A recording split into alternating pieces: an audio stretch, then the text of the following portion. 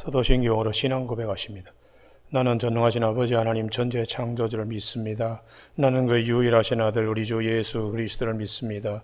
그는 성령으로 잉태되어 동정녀 마리아에게서 나시고 본디오 빌라도에게 고난을 받아 십자가에 못 박혀 죽으시고 장사된 지 사흘 만에 죽은 자 가운데서 다시 살아나셨으며 하늘에 오르시어 전능하신 아버지 하나님 우편에 앉아 계시다가 거기로부터 살아있는 자와 죽은 자를 심판하러 오십니다. 나는 성령을 믿으며 거룩한 공교회와 성도의 교제와 죄를 용서받는 것과 몸의 부활과 영생을 믿습니다. 아멘.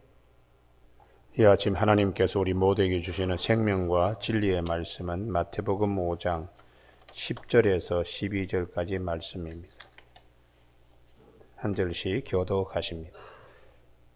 마태복음 5장 10절 의를 위하여 박해를 받는 자는 복이 있나니 천국이 그들의 것임이라.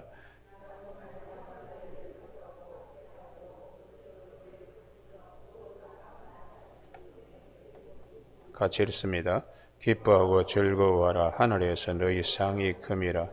너희 전에 있던 선지자들도 이같이 박해하였느니라. 아멘. 오늘은 마지막 팔복 가운데 의를 위하여 박해를 받는 자는 복이 있나니 천국이 그들의 것임이라 하는 말씀, 핍박과 박해의 의미라는 제목으로 말씀을 나누겠습니다. 우리가 살아가면서 말도 안 되는 일이, 하나님은 정말 내가 이렇게 핍박받고 이렇게 주님 때문에 어려움을 겪는데 아시는지 모르시는지 이제 그런 일들을 경험하게 될 수 있습니다.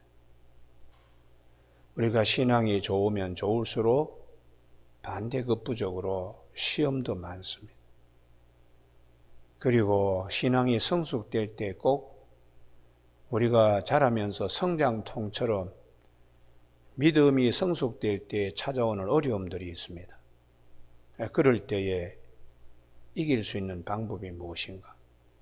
말씀을 주님이 기억나게 하시면서 우리를 붙잡아 주세요. 할렐루야. 말도 안 되는 일, 기가 막힌 일, 어떻게 이런 일이 나에게, 이제 이렇게 우리가 질문할 때에 그때 성령님이 말씀을 기억나게 생각나게 하시면서 우리를 붙잡아 줄 때에 그때의 그 붙들림 받는 힘이 대단히 큽니다. 할렐루야.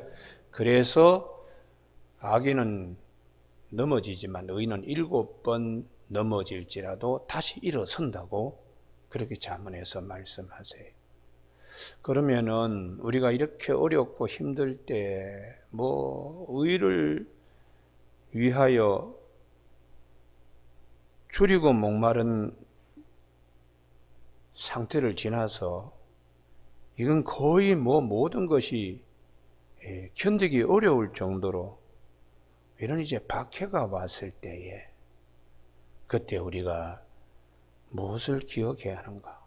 11절 너 나로 말미암아 너희를 욕하고 박해하고 거짓으로 너희를 거슬러 모든 악한 말을 할 때에 너희에게 복이 있나니. 아무도 나의 진정성을 변호해 주는 사람하고 다 돌아서면 그냥 둘러보면은 모두 다 적으로서 그렇게 창질을 할 때에 우리가 참 견디기 어려운 고통에 처할 수 있습니다. 그럴 때에 말씀을 기억해야 합니다. 그러면 천국의 상이 크다고 이렇게 주님이 말씀을 하셨는데, 그러면은 성경에 나타나는 우리 많은 믿음의 선진들의 박해와 순교 현장에서 주님이 어떻게 상을 주셨는가?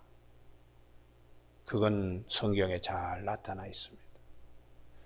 우리가 요한복음 1장에 빌립에 의해서 나다나엘이 예수님 앞에 올 때에 나다나엘이 그렇게 기뻐했던 것이 무엇인가 하면, 빌립이 너를 부르기 전에 네가 무화과 나무 아래에 있던 것을 내가 보았다. 그때에 이 나다나엘이 이스라엘의 임금이시고 하나님의 아들입니다 하고, 빌립이 나다나엘이 너무나 기뻤어요. 그 이유는 주님이 기억해 주셨기 때문입니다. 주님이 아시기 때문입니다. 할렐루야. 이게 상급입니다. 상급. 나의 모든 어려움, 나의 모든 고난, 이것도 주님이 아시고 들으시면 주님 손에 새김받는 그게 상급입니다. 상급. 그래서 우리 마태복음 7장에 주님의 이름으로 내가 참 많은 일을 했습니다. 선지자 노릇도 하고 능력도 행하고 귀신도 쫓아내고 했는데요. 그때에 주님이 하시는 말씀이 뭐라고 그러시는가? 내가 너희를 도무지 알지 못하니. 도무지 알지. 아무리 땅에서 많은 일을 하더라도 주님이 모르신다고. 주님의 마음에, 손에, 심장에 새겨놓지 않는 거, 새겨지지 못하는 거. 이거는 복이 아닙니다. 그러면 진정한 축복은 어떤 것인가? 오늘 아침에는 여기를 꼭 찾으시기를 바랍니다. 마태복음 14장 13절입니다. 이게 진정한 축복입니다. 마태복음 14장은 세례 요한이 헤롯 안티파스가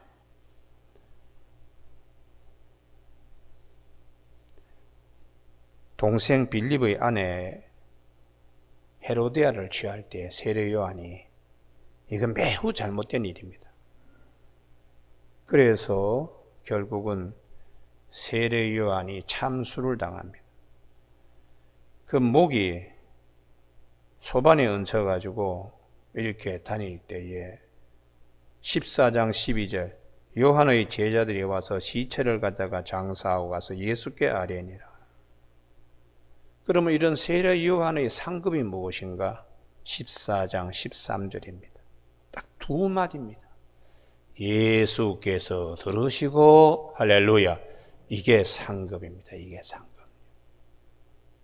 주님이 아시면, 주님이 들으시면, 주님이 새기시면 이게 우리 온몸에 전율이 일어날 정도의 상급입니다. 상급. 세상 사람이 다 알아도 주님이 모르시면, 세상 사람이 다 기억해도 주님이 기억하지 아니하시면 헛된 것입니다. 세상 사람이 아무도 몰라도 주님이 아시면, 주님이 기억하시면 그게 천국의 상급입니다. 그래서 시편 139편에 나의 일어선과 앉음과 모든 걸 주님이 다 아신다는 거예요. 주의 손에 기록된 바 기억되고. 그래서 구약 성경에 우리가 여러 많은 순교의 사건이 있습니다. 아니 하나님이 살아계시면 어떻게 그렇게까지 죽게 만드느냐 이런 얘기들을 우리가 할 수 있어요. 그러나 그걸 뛰어넘어서 하나님은 다 기억하신다. 할렐루야. 그래서 주님께서 우리에게 하시는 말씀이 마태복음 23장 35절요. 이게 상급이라는 것이. 마태복음 23장 35절 다 같이 읽으실까요? 시작. 그러므로 의인 아벨의 피로부터 성전과 제단 사이에서 너희가 죽인 바라가의 아들 사가랴의 피까지 땅 위에서 흘린 의로운 피가 다 너희에게로 돌아가리라. 주님이 다 기억하신다는 거죠. 아벨이 형 가인에게 맞아서 죽을 때에 땅이 그 핏소리를 갖다가 그걸 하늘에 고합니다. 주님이 다 보시고 가인은 땅의 모든 것을 가졌지만 아벨은 순교하면서 하나님께 의로운 제사를 드리면서 죽게 되었으니까 주님이 기억하시는 이게 아벨의 상급입니다. 그 다음에 바라가의 아들 사가랴인데요. 우리 역대하 24장에 보면은 이 바라가가 아니고 여호야다인데 왜 주님은 여호야다를 몰라서 그랬을까? 아닙니다. 여호야다는 하나님이 아신다라는 뜻입니다. 우리가 그의 그 역대하 24장을 보면 아달랴라고 하는 아주 못된 여왕이 유다의 왕족의 씨를 말릴 때에 고모 부인 여호야다 그리고 고모가 이 요아스를 성전에 숨겨가지고 6년 동안 길러내어서 7살 때에 왕이 반정을 하면서 왕위에 세웠어요. 그런데 이 역대하 24장에 보면 그렇게 했던 고모부가 돌아가시고 나니까 대제사장 여호야다가 돌아가고 나니까 주변에 간신배들이 우리도 국제화 시대에 맞추어서 야훼 신앙만 지킬 것이 아니고 가나안 땅에 이 종교 문화로 우리가 옷을 입어야 됩니다. 그래서 아세라와 이런 바알을 섬기는 것으로 국가의 기조가 달라지는 겁니다. 거기에 옳은 소리를 이제 누가 해야 되잖아요. 그때 고종 사촌인 이 스가랴가 일어나서 이거는 매우 잘못된 것이다. 이거 하나님 앞에서 이거 벌 받는 일이 아니냐.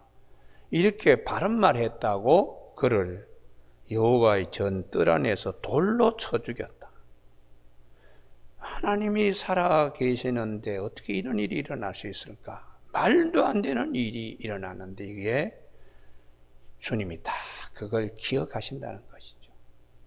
그래서 역대하 24장 22절에 요아스 왕이 이같이 스가랴의 아버지 여호야다가 베푼 은혜를 기억하지 아니하고 그의 아들을 죽이니 그가 죽을 때 이르되 여호와는 감찰하시고 신원하여 주옵소서 하고 잤다는 것이. 이런 여호야다의 베푼 은혜를 요아스가 기억도 하지 아니하지만 하나님은 이 사가랴의 그 죽음을 기억했다는 것이죠. 그래서 우리가 주님이 기억하고 들으시고 아시는 것이 천국의 상급입니다. 할렐루야. 그래서 우리가 여기서 고생 많이 했을 때에 이 땅에서 다 그 열매를 따먹으면 천국 가서 상이 없습니다. 그러나 이 땅에서 아무것도 누리지 못하고 이렇게 핍박만 받다가 죽었을 경우에 주님이 다 기억하신다는 것이죠. 주님이. 이게 천국의 상이 크다는 말씀입니다. 여러분, 우리가 신앙생활 잘 하는데 왜 어려움이 없겠습니까? 그 어려움이 있다고 주님이 요한복음 15장 19절에서 말씀합니다.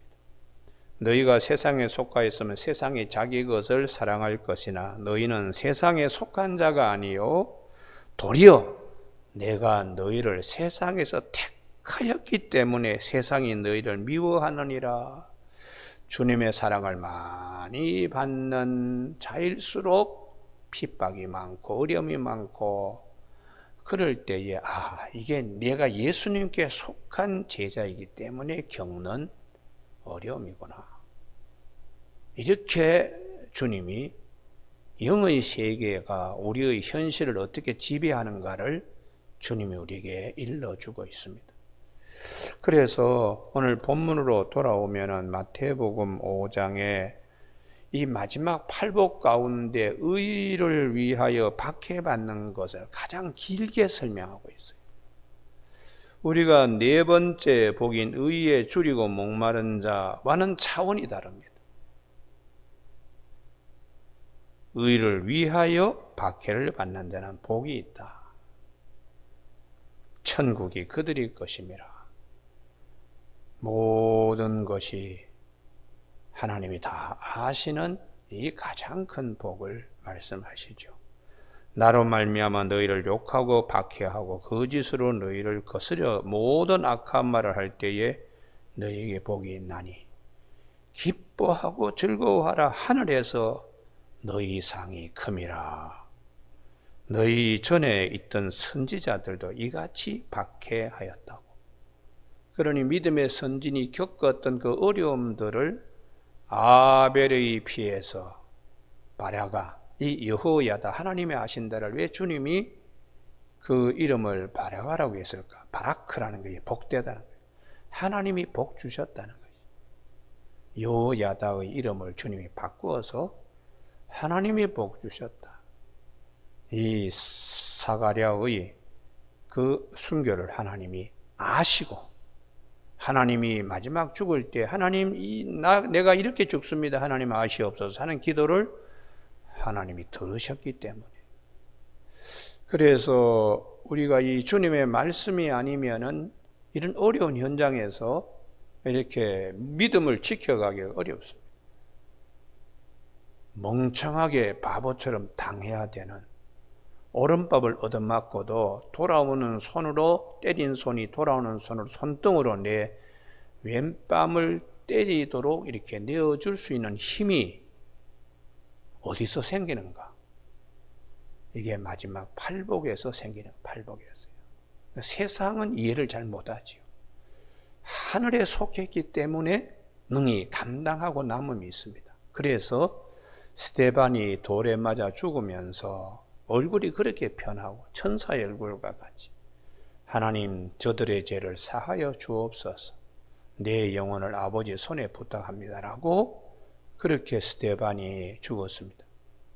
그런데 그 앞에 사도 바울, 그때는 뭐 사도 바울이 예수님을 만나기 전인데 기세가 등등하고 죽는 것이 당연한 것으로 생각하고 이렇게 사울이라는 청년이 이렇게, 그러니까 세상적으로 볼 때는 사울이 이긴 것처럼 보이죠. 그러나 반대입니다. 스데반이 이긴 것입니다. 하늘에 속한 자가 되어서 사도 바울이 이걸 나중에 깨닫게 되는 거예요. 내가 죄인의 개수였구나. 참 주님의 은혜, 주님의 사랑이 아니면 도저히 내가 용서받지 못할 일을 내가 했다. 그런데 그 용서가 너무나 크고 사랑이 너무나 크기 때문에 나를 이방인의 전도자로 세우신 것에 대하여 사도 바울이 디모데전서 1장 15절에 14절에 우리 주의 은혜가 그리스도 예수 안에 있는 믿음과 사랑과 함께 넘치도록 풍성하다고요. 믿보다 모든 사람이 받을 만한 이 말이요, 그리스도 예수께서 죄인을 구원하시려고 세상에 임하셨다 하였도다. 죄인 중에 내가 개순이라. 내가 죄 가운데 잘난 것으로 이렇게 있던 자도인 걸 모르고 그냥 목에 힘주고 다니고 했던 사도 바울이, 야, 내가 죄악 중에서 괴순으로 됐구나. 그러나 주님을 만나고 난 다음에 하늘에 속한 자가 되어서 하늘의 상급이 무엇인가를 깨달을 때에 스데반이 부러운 거예요. 스데반이 부러운 것입니다. 그래서 스데반 한 사람이 하늘의 미랄이 되어 땅에 떨어져서 썩으면서 순교했을 때 많은 열매, 사도 바울과 같은 인물들이, 야, 참 어떻게 그렇게 천사처럼 죽을 수 있나? 이게 항상 사도 바울에게는 캐션 마크였는데 주님을 만나고 나중에 들어가 보니까, 야, 이 세계가 있구나. 이걸 바울이 깨치면서 많은 이방 지역에 자기와 같은 사람을 복음을 전해서 주님 손에 기억된 바 되는 백성들이 되도록 바울이, 내가 전제로 내 자신을 들을지라도 나는 기뻐하고 기뻐하겠다고 빌립보서에서 말씀하고 있습니다. 여러분, 오늘 우리가 살면서, 이야, 이거 말도 안 되는 일인데 이런 일이 참 우리 눈앞에 있을 수 있습니다.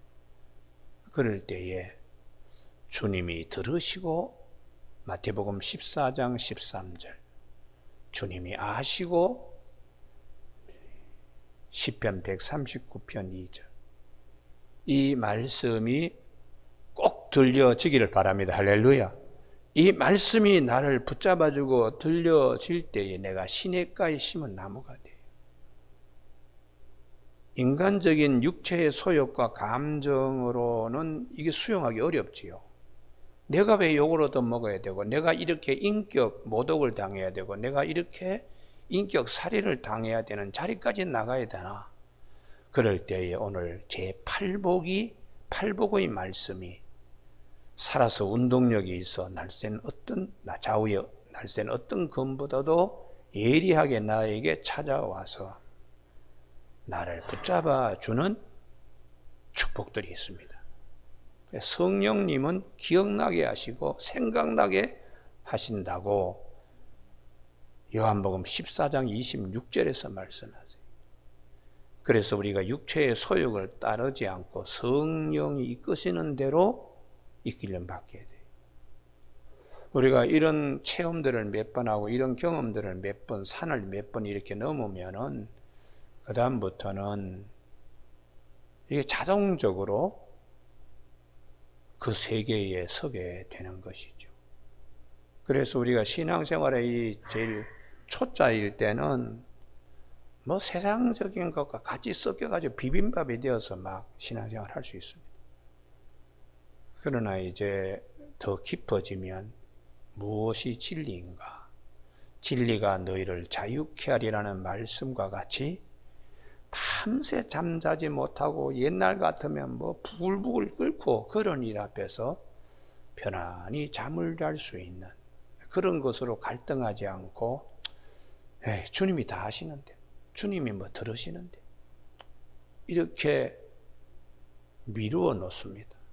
맡깁니다. 그렇기 때문에 사랑하시는 자에게 잠을 주시는 거예요. 여러분, 오늘 아침에 팔복에 대한 주님의 말씀, 말도 안 되는 일이 내 앞에 일어날 때 이 말씀이 꼭 들려지기를 주님의 이름으로 축복합니다. 기도하시겠습니다.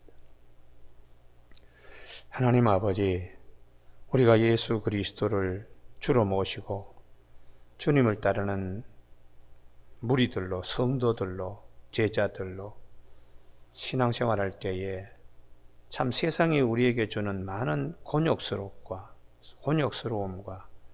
말도 안 되는 일을 우리가 겪어야 되는 일들 앞에서 오늘 마지막 팔복을 기억하면서 주님의 마음을 시원케 해드리고 하늘의 상급이 큰 것을 맛볼 수 있도록 성령이여 도와주시기를 원하옵고 예수님의 이름으로 기도드립니다. 아멘. 하늘에 계신 우리 아버지의 이름을 거룩하게 하시며 아버지의 나라가 오게 하시며 아버지의 뜻이 하늘에서와 같이 땅에서도 이루어지게 하소서. 오늘 우리에게 이루어갈 양식을 주시고 우리가 우리에게 잘못한 사람을 용서하여 준 것 같이 우리 죄를 용서하여 주시고 우리를 시험에 빠지지 않게 하시고 악에서 구하소서. 나라와 권능과 영광이 영원히 아버지의 것입니다. 아멘.